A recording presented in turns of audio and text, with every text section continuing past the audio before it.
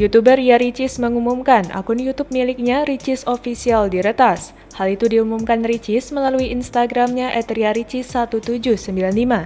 Ria Ricis pun menuliskannya dengan latar hitam dengan tulisan berwarna putih. Dalam tulisan itu, dia berharap akun YouTube-nya yang memiliki jumlah subscriber 30 juta lebih itu bisa kembali. Teman-teman, Ricis Official dihack orang. Doain ya, semoga bisa balik beserta video-videonya. Tulis Ricis dikutip pada Sabtu 22 Oktober 2022.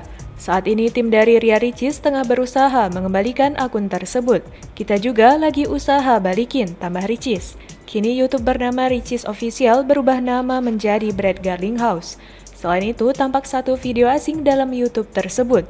Video-video dari Ria Ricis pun tampak raib dan tak ada satupun tersisa. Saat ini diketahui jumlah subscriber atau pengikut Ria Ricis berjumlah 30 juta lebih.